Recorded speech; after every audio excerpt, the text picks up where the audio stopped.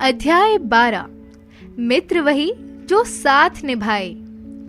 पाठ की तैयारी। अंकित की साइकिल पेड़ से टकरा गई। उसे ज्यादा चोट लग गई।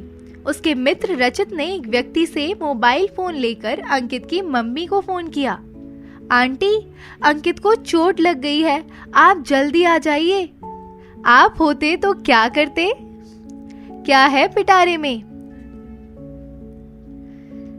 यूनान के सिराक्यूज नगर में डेमन नाम का एक विद्वान रहता था।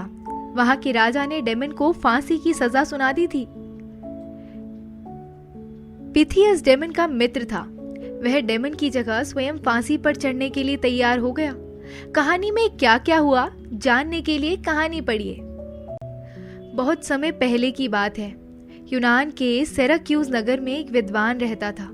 उसका नाम डेमन था। नगर के सभी लोग उसका बहुत सम्मान करते थे।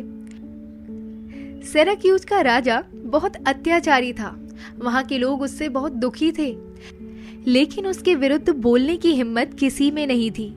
डेमन लोगों को कहता था कि हमें अत्याचार का विरोध करना चाहिए और अपने अधिकारों के लिए लड़ना चाहिए।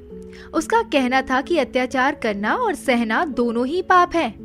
राजा के दरबारियों ने उसे डेमन के बारे में बताया तो वह आग बबूला हो उठा। उसने डेमन को पकड़ने का आदेश दिया। सिपाहियों ने डेमन को पकड़ लिया। राजा ने डेमन को फांसी की सजा सुनाई। डेमन ने राजा से प्रार्थना की, फांसी से पहले मुझे अपने परिवार के लोगों से मिलने की अनुमति देने की कृपा करें। राजा ने कहा, हम तुम्हें परिवार के लोगों से मिलने की अनुमति दे सकते हैं, लेकिन तुम्हें यहाँ किसी ऐसे व्यक्ति को छोड़ना होगा जो तुम्हारी जगह कारागार में रह सके। यदि तुम ठीक समय पर लौटकर नहीं आए तो उसे फांसी दे दी जाएगी। डेमन यह सुनकर चुप हो गया। ऐसा व्यक्ति भला कहाँ मिलेगा जो उसके बदले अपनी जान जोखिम में डाले। लाचार होकर डेमन अपनी जिंदगी के दिन गिनने लगा। उसी नगर में डेमन का घनिष्ठ मित्र पिथियस रहता था। जब उसे राजा की शर्त का पता चला तो वह भागा भागा राजा के पास गया और बोला, महाराज, आप डेमन को घर जाने की अनुमति दे दीजिए। उसके स्थान पर मैं कारागार में रहूंगा। यदि वह समय पर लौटकर नहीं आया तो मुझे फांसी दे दीजिएगा। पिथियस की बात सुनकर राजा और उसके मंत्रियों को बड़ा आश्चर्य हुआ। वे सोच भी नहीं सकते थे कि ऐसे मित्र भी संसार में हैं जो मित्र के लिए अपनी जान तक खतरे में डाल दें। डेमन को घर जाने की अनुमति मिल गई। डेमन की जगह बंदी बनने के लिए जब पिथियस आया तो डेमन की आंखों में आंसू आ गए।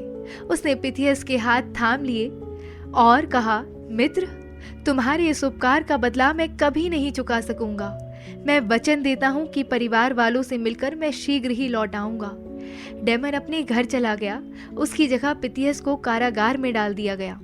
धीरे धीरे दिन बीतने लगे। एक एक दिन पूरा महीना बीत गया, लेकिन डेमन का कहीं पता नहीं था। राजा ने पिथियस से कहा, देखा अपने मित्र को, उसने तुम्हें कैसा धोखा दिया है।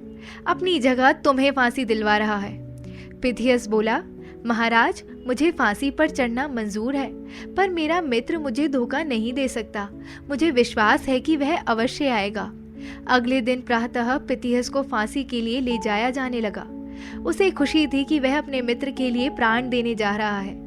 जैसे ही जल्लाद ने उसके गले में फांसी का फंदा डाला, दूर से एक आवाज सुनाई दी, रुक जाओ, मैं आ गया हूँ, मेरे मित्र को छोड़ दो। सबने देखा कि घोड़े पर सवार डेमन चला आ रहा है।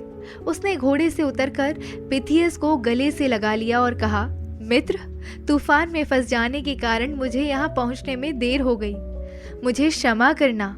फिर उसने जल्लाद से कहा, फांसी का फंदा मेरे गले में डालो, मैं तैयार हूँ।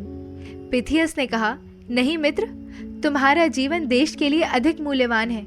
तुम्हारे लिए प्राण देकर मैं स्वयं को धन्य समझूंगा, इसलिए फांसी पर मुझे ही चढ़ने दो।